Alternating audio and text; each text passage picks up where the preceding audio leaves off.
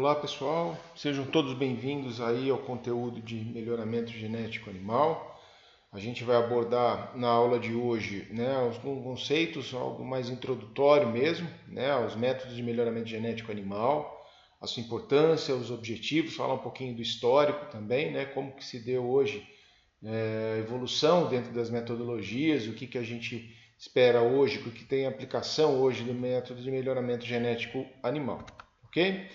Então, logicamente, isso parte de conceitos bem mais antigos. Então, desde a domesticação dos animais, que foi primeiramente um objetivo para a subsistência, para consumo, justamente para a questão de alimentar, Logicamente tem a questão também do transporte e tudo mais. Então, você tem aí uma série de situações que foram os animais colocados à frente, que foram determinando aí um novo conceito, são novos, não objetivos de melhoramento na época, mas que foram surgindo aspectos relacionados aí à diferenciação, dentre as raças, de algumas linhagens.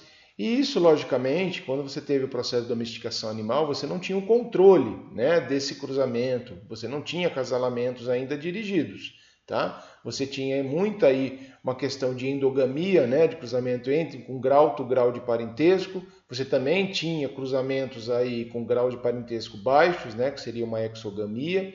Até você ter, posteriormente, dentro da história da humanidade, aí, acasalamentos dirigidos visando a melhor característica dessa progênie para ter o objetivo da criação, seja para consumo, para a questão dos alimentos, formação de produtos de origem animal, como também meios de transporte, força motriz. Então, vários eram os objetivos também na época.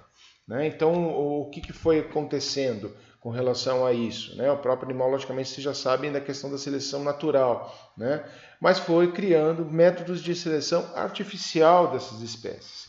Tá? Então você tinha de um lado a endogamia, que é um acasalamento com grau de parentesco superior, à média de uma população, e do outro você tinha a exogamia, que é o acasalamento em grau de parentesco inferior a essa média da população. Quais são as consequências de ambos os cruzamentos, ambos os acasalamentos? A endogamia você tem uma maior parte de homozigose. Geralmente você tem aí a prevalência de características ligadas à conformação, à pelagem, que apresenta aí uma certa dominância, Então, muitas vezes a endogamia, ela não deixa de ser ela não é considerada hoje uma grande vilã. Muito pelo contrário, para algumas características da raça, de conformação ou pelagem, elas só foram conseguidas ao longo da história em virtude de você ter uma endogamia, de você ter acasalamento desse grau de parentesco superior, a fim de você ter uma diferenciação de populações. Então isso, nos primórdios ainda, do desenvolvimento aí dessa seleção artificial, a endogamia era algo comum. Já com a exogamia, qual que é a consequência? Você já tem um alto grau de heterozigose, você tem uma mistura, uma diferenciação, onde as características de produtividade elas são mais relacionadas à exogamia, que é a base hoje do melhoramento genético para fins de produção. Tá? Então você consegue uma diferenciação ainda maior das populações, visando esse cruzamento aí com baixo grau de parentesco, comparado à média da população. Tá? Então, dentro dessa situação aí de acasalamentos, que foram dirigidos posteriormente, você tem uma combinação de endogamia e exogamia. Então, isso faz com que você tenha animais semelhantes, acabam concentrando uma determinada característica, purificando mais essa raça. Enquanto animais diferentes, você tende a usá-los em cruzamentos a fim de corrigir uma determinada característica. Por exemplo, a gente pega muito na questão da produção animal, hoje na bovinocultura de corte.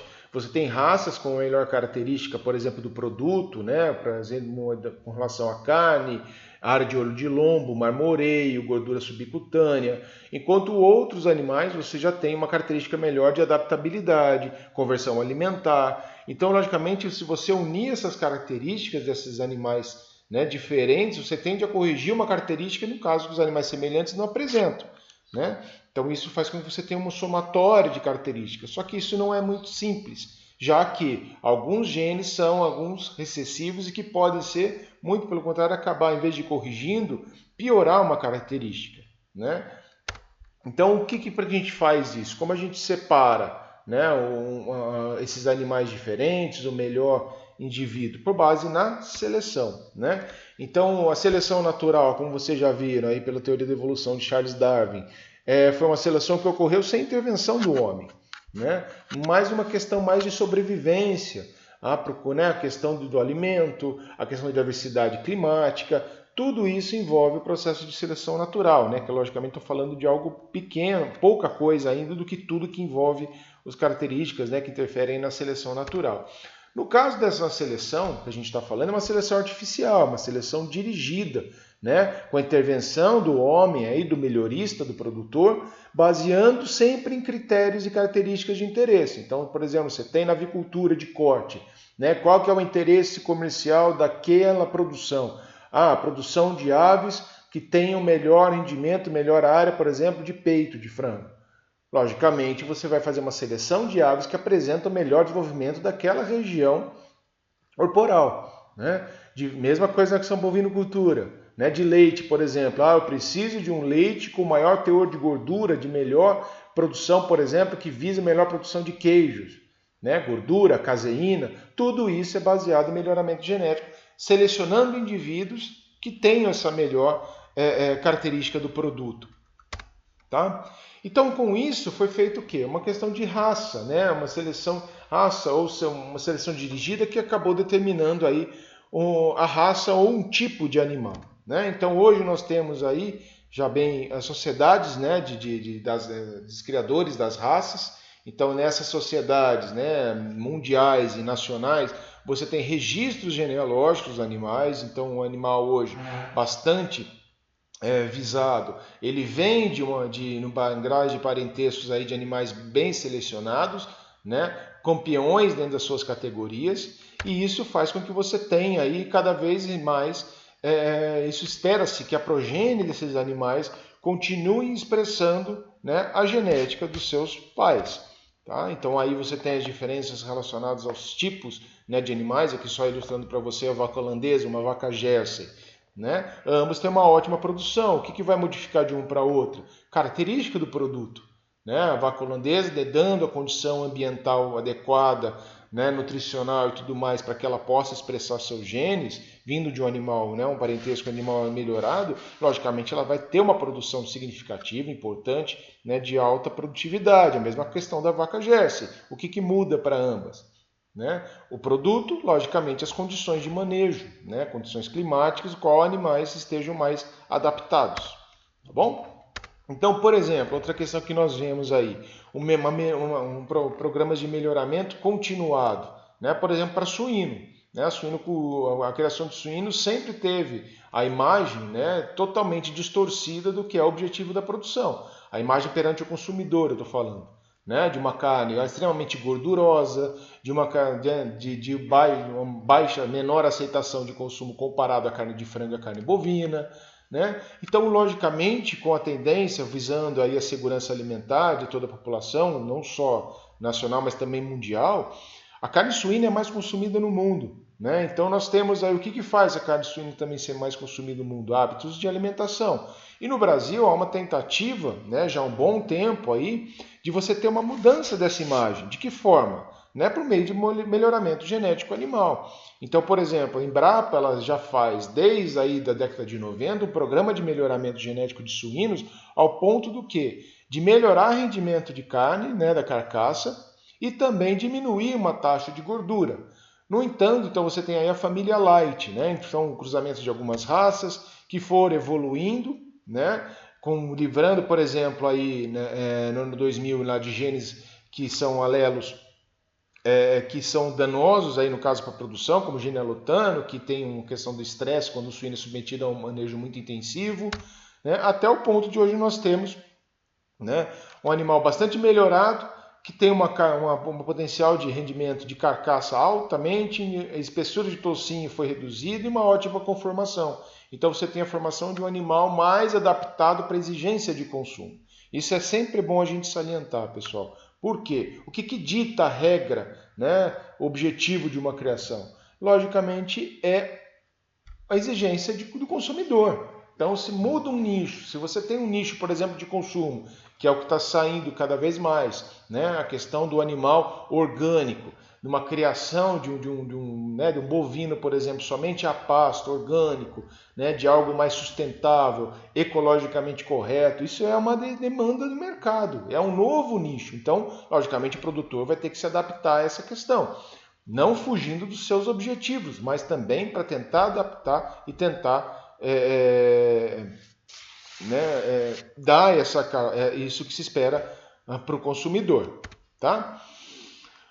Então aí o histórico, gente, vou passar bem rápido para vocês, vem de muito tempo, né, atrás aí, desde o século XVIII aí com Robert Becquerel, em inglês, que estudou a consanguinidade, né, a intensificação dessas características dentro dos cruzamentos, né? Então havia que os filhos herdavam, né, dos pais características, né? Então formavam mais um refinamento dessas características, né? E sempre proporcionando o cruzamento entre essas melhores espécies, esses melhores indivíduos dentro de uma espécie.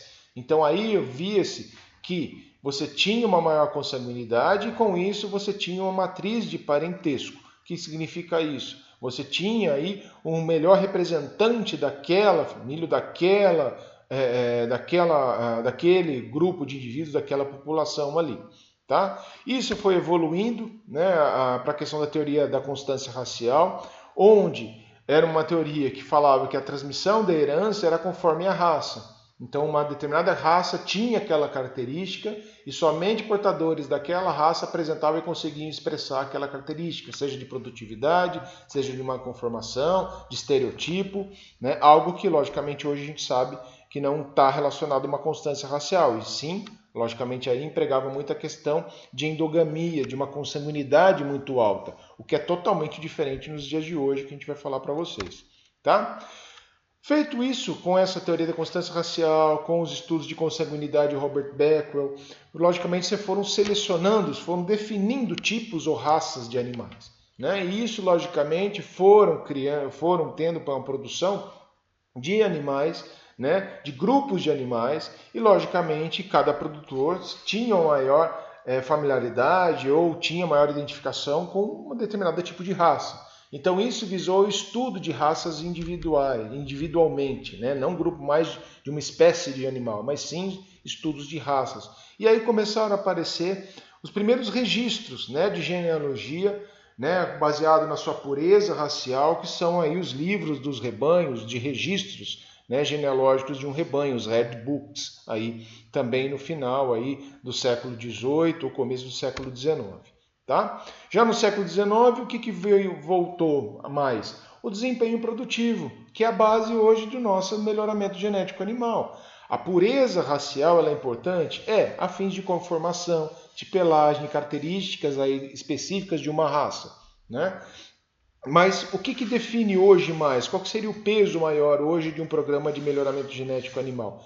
São características produtivas, né? Então, esse desempenho produtivo que foi visto foi completamente avesso à teoria da constância racial. Por quê? Porque tirou a consanguinidade agora de cena, né, a endogamia, visando que acabou mudando para quê? Para um outro objetivo, a seleção de indivíduos diferentes e o cruzamento desses indivíduos. Para quê? Para fim que as características produtivas de um somassem as características produtivas de outro ou melhorasse o rendimento produtivo daquele do rebanho, produzindo aí animais com características produtivas somadas melhores do que dos pais, né? Então você tinha uma potencialização de uma característica aí também, tá?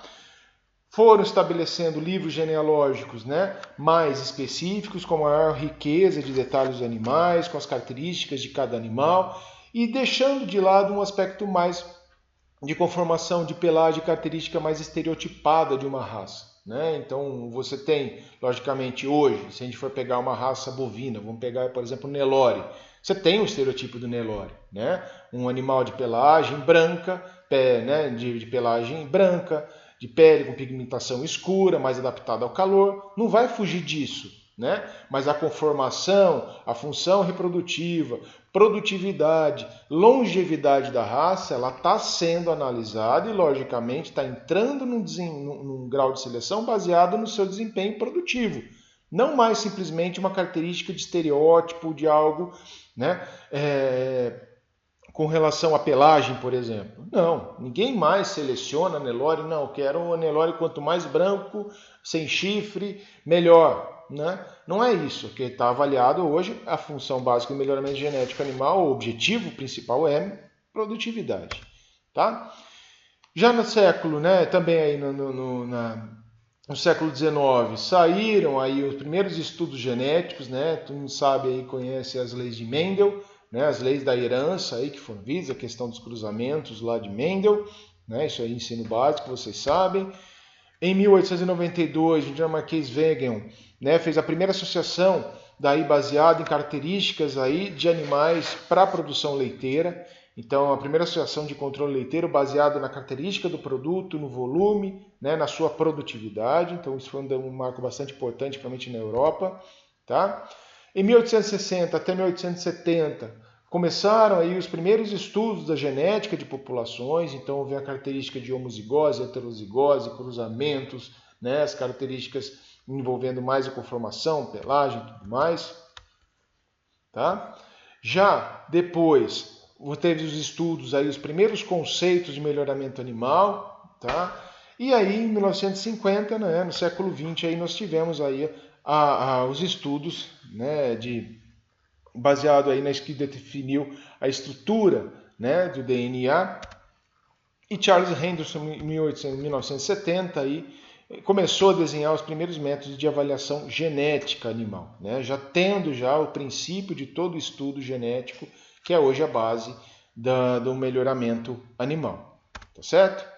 Então, feito isso, a gente observa que o melhoramento animal ele foi se adaptando a essas estratégias de acordo com os estudos também, os objetivos de estudo, baseados a atender às exigências de mercado.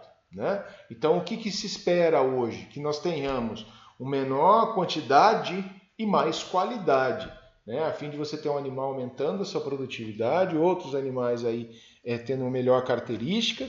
Então, o objetivo do melhoramento animal é principalmente, né, vamos colocar assim, 100% para falar a verdade, atender a exigência de mercado. Né? Um produtor, ele vai ter o seu objetivo, é mercado, ninguém produz por hobby, ninguém produz simplesmente por adoração a uma raça, ele quer lucratividade. Né? A gente está no mercado, o agronegócio é baseado nisso. Né? Outra questão do melhoramento animal, aplicação de avanços tecnológicos. Então a gente vê muita questão de melhorias de produtividade, melhorias principalmente de características reprodutivas, são de acordo de avanços tecnológicos. Então tem toda a questão aí de manejo reprodutivo, né, uma alteração, principalmente aí a questão de avanço tecnológico está associada a manejo nutricional, tudo que faz com que propicia o animal expressar a sua genética. Tá?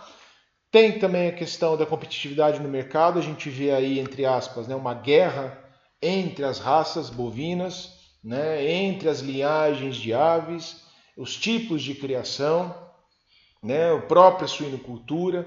Então a gente observa que é uma competitividade saudável para o mercado. Né?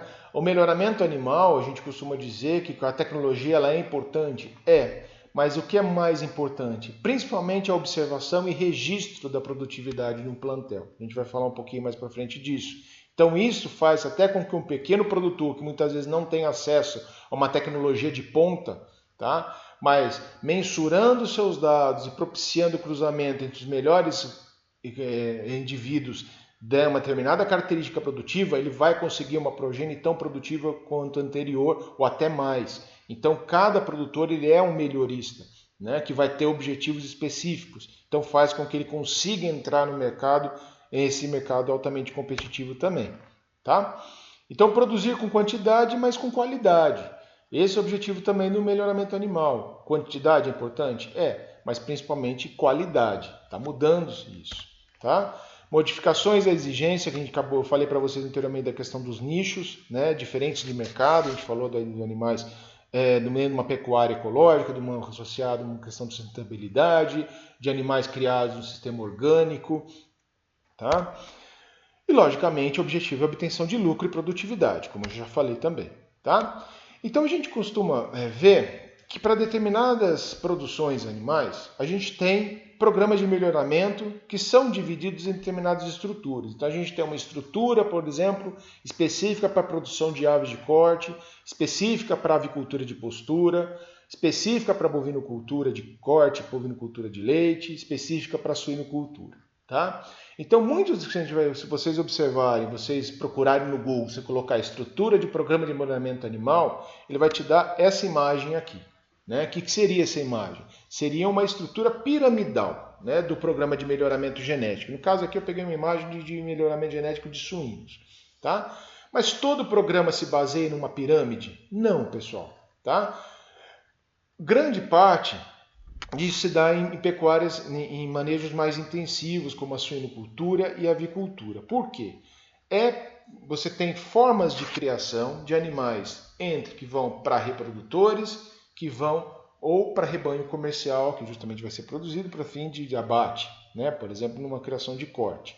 Bom, só que em alguns programas de melhoramento estão divididos por camadas, né? Aí o ápice, o meio de uma pirâmide e a base dela. Então, logicamente, aqui a gente está associado o quê?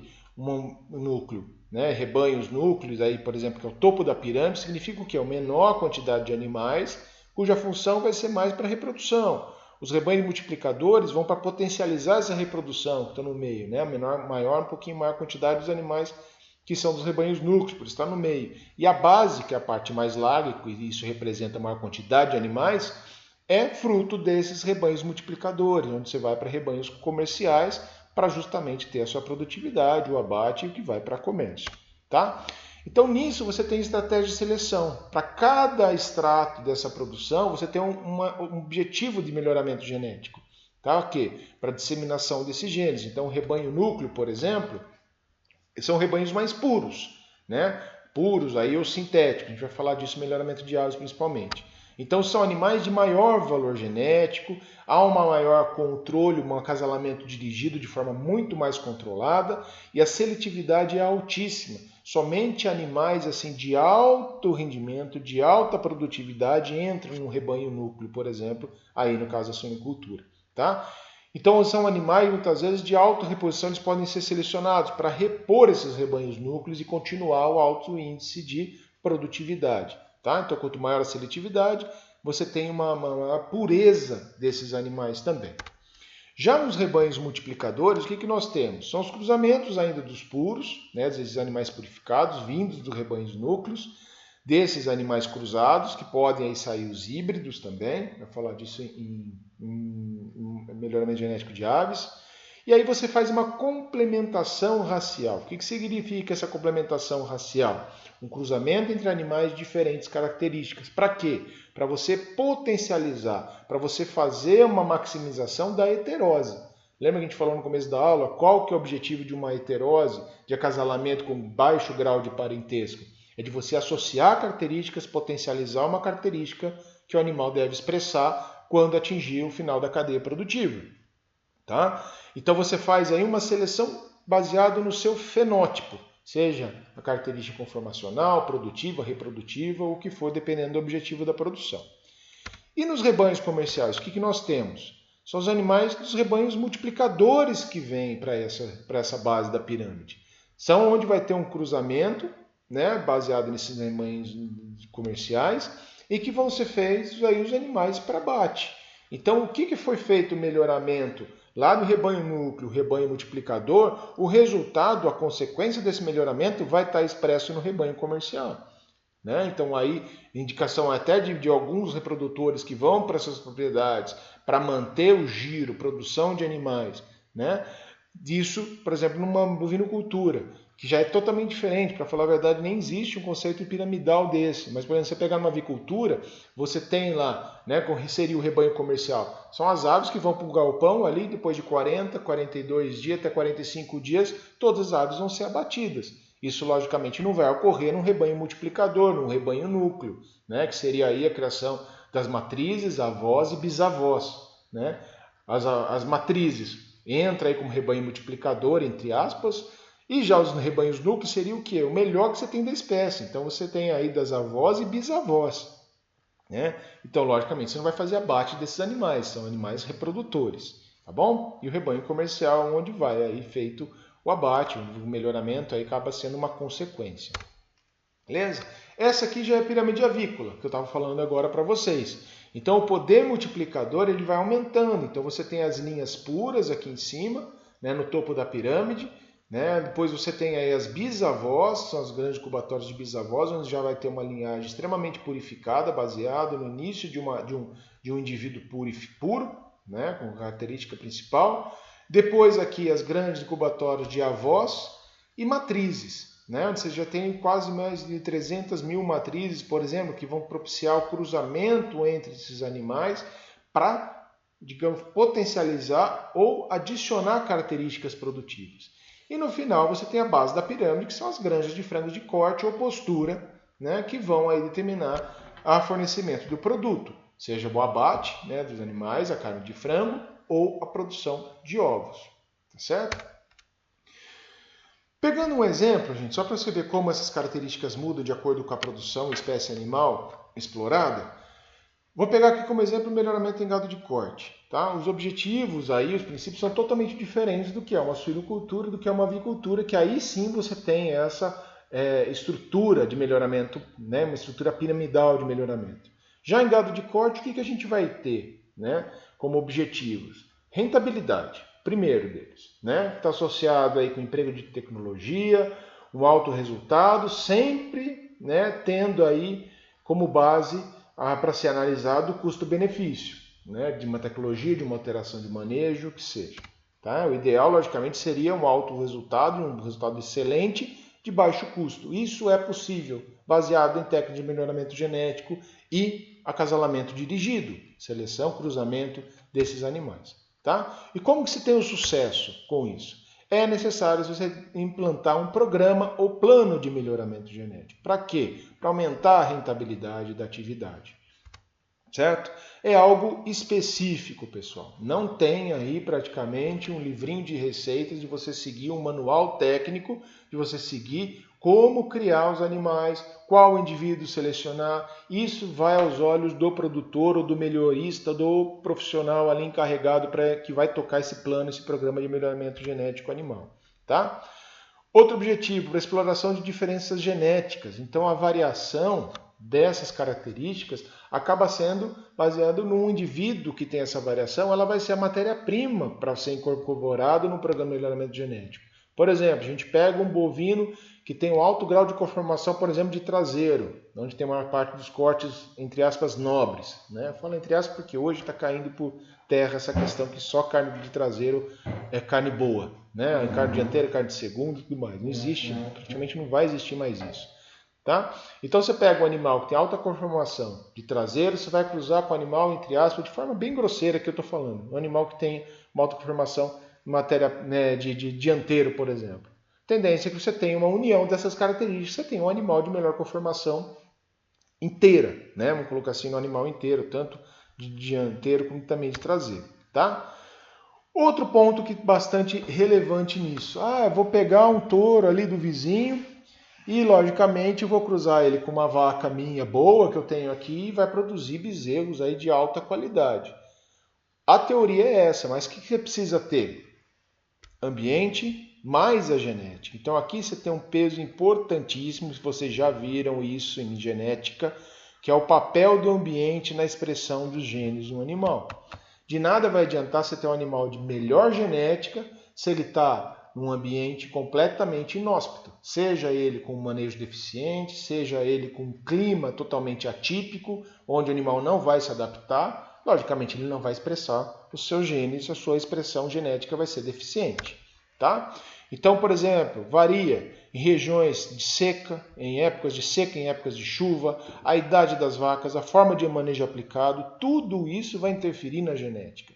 E para isso que você precisa ter métodos de seleção, tá? Baseados no quê? Por exemplo, animais que têm bom rendimento tanto na seca quanto na chuva, né? Mudou o manejo nutricional, o animal consegue manter o seu peso, continua o ganho médio diário de peso, né? Você tem aí conformação do animal ao final aí num processo de terminação, independente da dieta associada, ele vai conseguir. Então tudo tem que estar associado a manejo.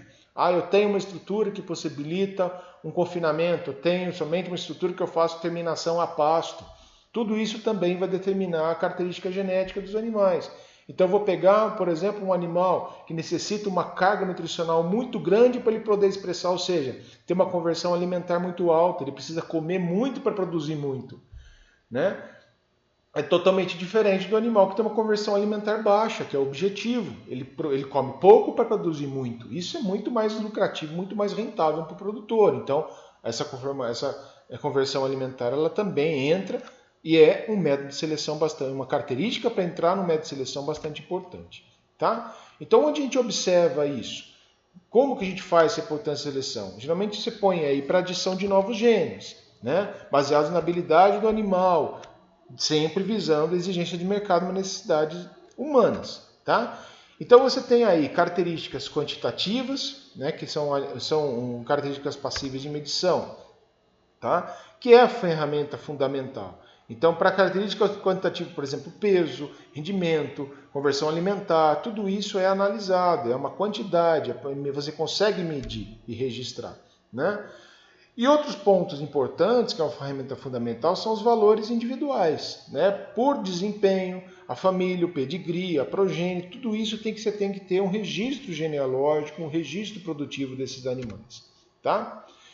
Quais são as principais características observadas? A gente vai falar disso, é só a introdução, tá, gente? Estou só falando bem por cima mesmo, depois a gente vai tratar dessas características mais especificamente.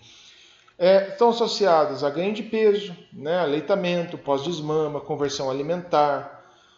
Quanto mais precoce, reprodutiva esse animal, quanto maior a precocidade, né, quanto antes ele entrar no seu digamos assim, no serviço reprodutivo, né, quanto antes ele entrar no processo reprodutivo, melhor, ele vai gerar mais bezerros, ele vai produzir muito mais.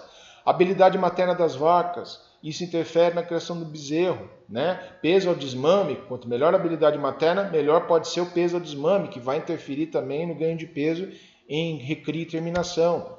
Adaptabilidade, esse animal, olha o ponto que eu falei para vocês do ambiente, né?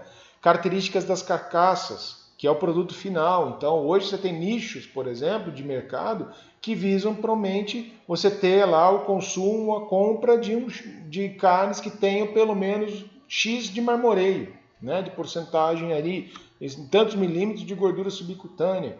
Então, a área de olho de lombo, tudo isso são características de carcaça, rendimento de carcaça, né? Então, que tem maior garupa, que tem maior marmoreio, cobertura de gordura, gordura subcutânea, aí mostrando para a imagem para vocês. Então, tudo isso entra, né? Ausência de defeitos hereditários, temperamento, né? Quanto maior o manejo intensivo, o temperamento do animal ele tem que ser mais brando, tem que ser mais manso. Por quê? Porque pode gerar conflito, a questão de dominância, isso vai gerar o estresse no plantel, e isso, estresse gera o quê? Né? Perda produtiva. Longevidade produtiva é outro ponto, quanto mais tempo o animal manter, melhor. Conformação, morfologia são algumas das características. Tá? E onde a gente consegue encontrar para a gente ter esse resultado aqui? Né? Até, principalmente eu vou ver aí na época aí, meio próximo do almoço, já começa a bater uma fome. Né? Olha o grau de marmoreio aí desse contrafilé aqui, né? Desse ante ou filé da costela. Olha esse tibone aqui, ó, né? O resultado é isso que o consumidor quer, gente. Né? Uma carne de altíssima qualidade, mas que tenha resultado aí, alta lucratividade e baixo custo de produção. Esse é o sonho de qualquer produtor. Tá? Então, quais são esses grandes exemplares? Né? A gente pega aí, por exemplo, um Black Angus, né? Que é hoje, aí Angus, falou em Angus, você fala em marmoreio. Né? Não esquecemos as outras raças também. Né? Um gal de marmoreio, por exemplo, desse ponto aqui. Isso te dá em características de uma determinada carne, de um determinado produto que algumas pessoas têm maior aceitação dessa carne. Tá? Ao ponto de você pagar num único bife R$90, por exemplo. Né? Não fazendo propaganda aqui, mas por quê? Pelo processo, não só da qualidade da carne, mas também processos envolvendo o processamento do produto. E isso é outro ponto que acaba entrando no mercado, na cadeia da carne. E esse produto só vai ser processado se ele apresentar aquela característica né, no abate. Tá bom? E aí você tem toda a diferenciação aí nas boutiques de carne. Por que você falou? Porque está envolvendo custos de produção, envolvendo aí o quanto que foi também investido em genética, em cruzamento. Tudo são valores agregados a esse produto, até o processamento. Né? No caso aqui você tem aqui maturação a seco, né? Uma carne dry aged, tá bom? E aí o filé da costela, no caso aí um olho de costela, tá? E onde você consegue encontrar esses principais exemplares? É isso que você tem as feiras, as exposições, ao ponto de definir quais os melhores exemplares dentro de uma raça, dentro de um processo de criação, tá bom? Então as feiras agropecuárias acabam sendo aí os principais polos, né, para você ter identificação ou exposição desses animais de alto rendimento, como também a comercialização. Né? Lógico, uma feira agropecuária ela existe visando o comércio dos animais. Tá? Hoje já está mudando logicamente um pouquinho isso, então como você tem aí, né, de forma mais remota, você tem leilões virtuais, e tudo isso é observado, né? Tem diferentes aí formas de se obter hoje dados, mas principalmente antigamente aí o local era nessas feiras agropecuárias aí, nessas exposições de animais. Tá? Então é feito todo aí um processo de julgamento dos animais, melhores da raça, né? Então você pega aí uma raça bovino, vai ver toda a conformação, né? Que você tenha um grande campeão, um grande exemplar daquela raça, onde uma dose de sêmen do reprodutor, uma matriz ou um embrião de uma vaca, ele vai ser, né, comercializado, quanto maior o preço, em decorrência de todo o investimento em melhoramento genético feito. Tá? Por exemplo, o Red Angus aí também. Né? Isso são só exemplos, tá, para você. E outra coisa importante, o que se espera também no programa de melhoramento genético? Você tem a homogeneidade também do plantel. Nota essa foto aqui, ó, o quanto é homogêneo da conformação dos animais. Tá? A gente vai ter as aulas práticas, se Deus quiser, já no ano que vem. Uma dessas aulas práticas a gente vai avaliar a conformação, a gente vai avaliar a homogeneidade, vai fazer a comparação, vocês vão ser julgadores. Né? Vocês vão ser os juízes aí de uma determinada raça que a gente vai ver no plantel da universidade. A gente vai fazer essa aula, se Deus quiser, ano que vem. Tá? Outra questão, né, que está envolvido, a expressão genética desse animal, como eu falei para vocês, depende muito do local onde é manejado. Então você tem área, o animal pode ser terminado a pasto, outras áreas acabam sendo muito mais difíceis. Então para isso precisa de uma certa melhor adaptabilidade do animal. Né? Seja a terminação a pasto, seja, por exemplo, no confinamento desse daqui. Né? Então, tudo isso tem que ser verificado, certo?